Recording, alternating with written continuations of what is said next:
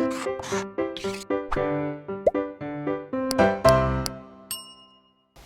Students, blueprint digital में आपका स्वागत है। मेरा नाम अनुज शर्मा, मैं आपका केमिस्ट्री टीचर। आज हम जो वीडियो लेके आए हैं उसमें समस्थानिकों की चर्चा करेंगे। आइसोटॉप्स। समस्थानिकों का मीनिंग क्या होता है? समस्थानिक, जिनका स्थान समान होता है, एक जैसा होता है। आवर्त सारणी के अंदर जब तत्वों को रखा जाता है तो एक ही स्थान पर जिन तत्वों को रखा जाता है, समान स्थान पर जिन तत्वों को रखा जाता है, उनको हम समस्थानिक कहते हैं। तो सबसे पहले समस्थानिकों के बारे में सोडी ने बताया था। सोडी नाम के वैज्ञानिक थे, उन्होंने समस्थानिकों के बारे में बताया था। उन्होंने बताया था कि समान परमाणु क्रमांक एवं भिन्न भिन्न द्रव्यमान संख्या के जो तत्व होते हैं उनको हम समस्थानिक कहते हैं। समान परमाणु क्रमांक के तत्व हैं तो आवर्त सारणी में एक ही स्थान पर रखे जाएंगे, लेकिन उनकी द्रव्यमान संख्या भिन्न भिन्न होती है। या ऐसे बोल सकते हैं, किसी एक ही तत्व के वे भिन्न भिन्न परमाणु जिनमें प्रोटॉनों या इलेक्ट्रॉनों की संख्या समान होती है परंतु न्यूट्रॉनों की संख्या भिन्न भिन्न होती है, उनको हम समस्थानिक कहते हैं। प्रोटॉन इलेक्ट्रॉनों की संख्या समान है और न्यूट्रॉनों की संख्या भिन्न भिन्न है। जैसे कि हाइड्रोजन आवर्त सारणी का पहला तत्व होता है। इसके अंदर 3 समस्थानिक होते हैं, 1H1, 1H2 और 1H3। इसमें तीनों हाइड्रोजन के जो समस्थानिक हैं उनका परमाणु क्रमांक तीनों का एक समान है, लेकिन जो परमाणु भार या द्रव्यमान संख्या है 1, 2, 3 है, जो कि भिन्न भिन्न है। 1H1 को प्रोटियम बोलते हैं, 1H2 को ड्यूटेरियम D से रिप्रेजेंट करते हैं और 1H3 ट्राइटियम, इसको T से रिप्रेजेंट करते हैं और 1H1 को H से रिप्रेजेंट करते हैं। और ये हाइड्रोजन का जो समस्थानिक होता है ये रेडियो एक्टिव होता है। ये अपने अंदर से अल्फा बीटा गामा विकिरण को उत्सर्जित करता है। अब इन कुछ तत्वों के समस्थानिक हैं जिनके बारे में हम देखेंगे कि उनके समस्थानिक क्या क्या होते हैं, उनके द्रव्यमान संख्या, उनके परमाणु क्रमांक, प्रोटॉन और इलेक्ट्रॉन न्यूट्रॉनों की संख्या उनके अंदर कितनी होती है। तो सबसे पहले हम हाइड्रोजन के समस्थानिक लेंगे। हाइड्रोजन के समस्थानिक मैंने बताया 3 होते हैं, 1H1 प्रोटियम, 1H2 ड्यूटेरियम और 1H3 ट्राइटियम। इन तीनों का जो परमाणु क्रमांक होता है सभी का 1, 1, 1 होता है, लेकिन द्रव्यमान संख्या जो होती है 1, प्रोटियम की 1, ड्यूटेरियम की 2 और ट्राइटियम की 3 होती है। अब इनके आधार पर हम प्रोटॉन, इलेक्ट्रॉन और न्यूट्रॉनों की संख्या निकालेंगे। प्रोटॉनों की संख्या सभी के अंदर परमाणु क्रमांक के समान होती है और तीनों का परमाणु क्रमांक समान है, तो प्रोटॉन और इलेक्ट्रॉनों की संख्या सबकी बराबर हो जाएगी। यहाँ पर प्रोटियम के अंदर 1 प्रोटॉन, ड्यूटेरियम के अंदर भी 1 प्रोटॉन और ट्राइटियम के अंदर भी 1 प्रोटॉन होगा। इलेक्ट्रॉन की बात करें, प्रोटॉन के अंदर 1 इलेक्ट्रॉन, ड्यूटेरियम के अंदर 1 इलेक्ट्रॉन और ट्राइटियम के अंदर 1 इलेक्ट्रॉन। इसी तरीके से न्यूट्रॉन निकालते हैं। न्यूट्रॉन निकालने के लिए मैंने बताया हुआ है द्रव्यमान संख्या माइनस परमाणु क्रमांक। तो यहाँ पर द्रव्यमान संख्या प्रोटियम के केस में 1 है, परमाणु क्रमांक भी 1 है, तो 1 - 1 न्यूट्रॉन की संख्या हो जाएगी 0, यानी कि प्रोटियम के अंदर न्यूट्रॉन जो होता है वो 0 होता है। दूसरे नंबर पर ड्यूटेरियम के अंदर द्रव्यमान संख्या 2 है, परमाणु क्रमांक 1 है, तो 2 में से 1 माइनस कर देंगे तो न्यूट्रॉन की संख्या ड्यूटेरियम के अंदर 1 आ जाएगी। ट्राइटियम के अंदर द्रव्यमान संख्या 3 है, परमाणु क्रमांक 1 है, यानी कि 3 - 1, यानी कि ट्राइटियम के अंदर न्यूट्रॉनों की संख्या 2 हो जाएगी। इसी तरीके से क्लोरीन के अंदर देखते हैं। क्लोरीन के 2 आइसोटोप्स होते हैं, 2 समस्थानिक होते हैं, 17Cl35 और 17Cl37। अब इनके परमाणु क्रमांक दोनों के एक समान होते हैं, 17, लेकिन द्रव्यमान संख्या 35 और 37 होती है। इनके अंदर प्रोटॉनों की और इलेक्ट्रॉनों की संख्या एक समान होगी, जो कि परमाणु क्रमांक के बराबर होती है।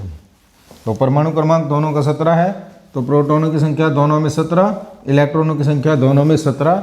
अब न्यूट्रॉन निकालेंगे। न्यूट्रॉन निकालने के लिए द्रव्यमान संख्या माइनस परमाणु क्रमांक, यानी कि 35 - 17, तो 17Cl35 के अंदर जो न्यूट्रॉनों की संख्या हो जाएगी वो 18 हो जाएगी।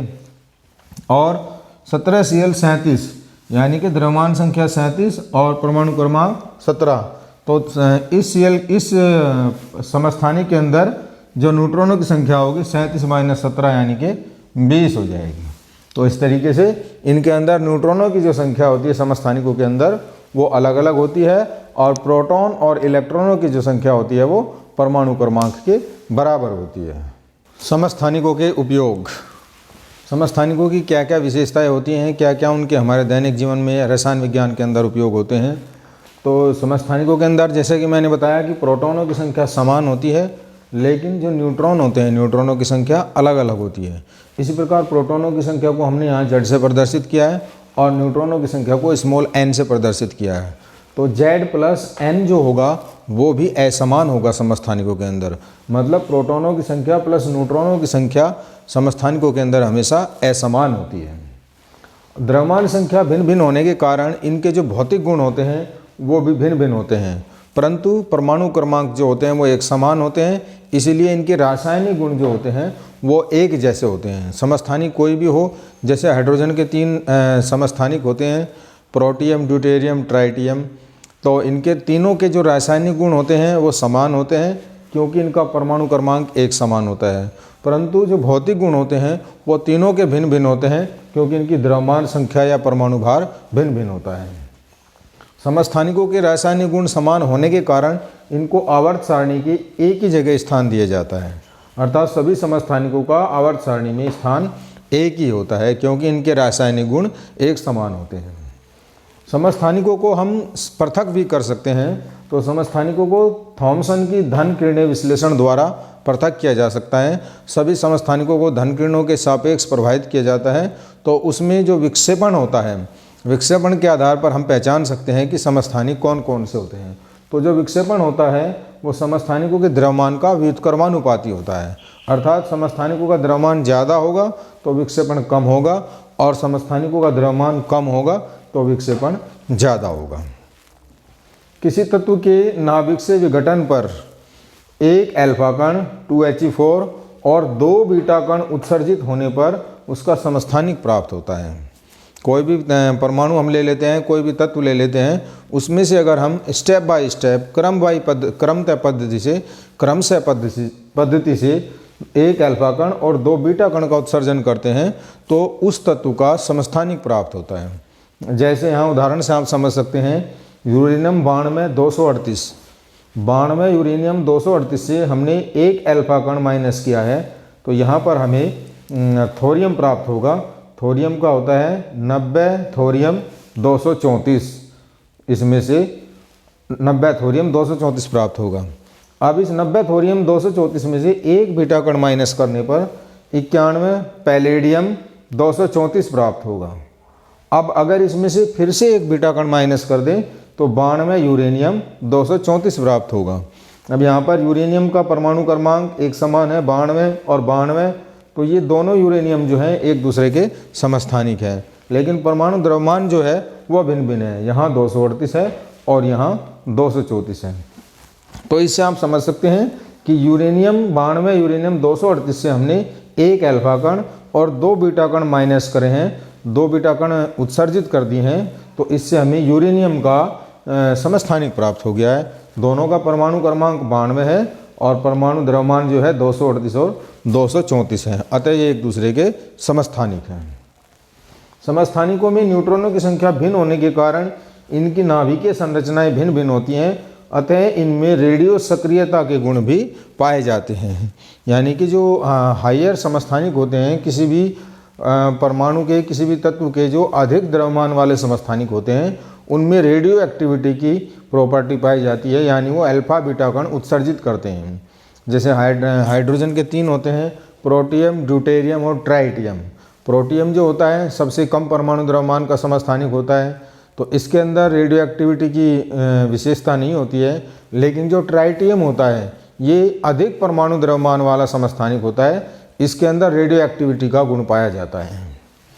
समस्थानिकों की रासायनिक सक्रियता भिन्न भिन्न होती है और इनमें हल्के जो समस्थानिक होते हैं उनकी रासायनिक सक्रियता अधिक होती है और जो भारी समस्थानिक होते हैं उनकी रासायनिक सक्रियता कम होती है। जैसे हाइड्रोजन का 1H1 प्रोटियम होता है, ये सबसे ज़्यादा सक्रिय होता है।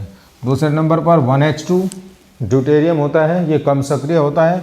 और तीसरे नंबर पर 1H3 ट्राइटियम होता है, ये सबसे कम सक्रिय होता है। अब इन समस्थानिकों का उपयोग कहाँ कहाँ किया जाता है? इनका उपयोग जो होता है चिकित्सा शास्त्र के अंदर बहुत ज़्यादा उपयोग किया जाता है।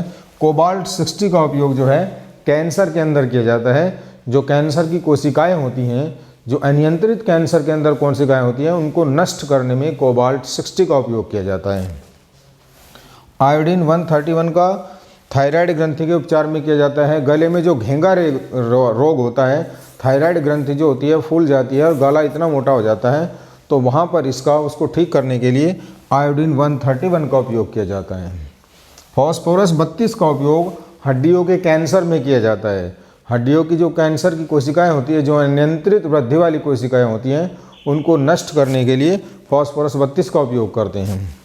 और कार्बन 14 का उपयोग जो किया जाता है वो पूरा तत्वों की आयु ज्ञात करने में किया जाता है। जो बहुत पुराने पेड़ पौधे होते हैं या पुरानी बहुत सारी जितने जीवाश्म वगैरह होते हैं, उन सब की आयु ज्ञात करने के लिए कार्बन 14 का इस्तेमाल किया जाता है।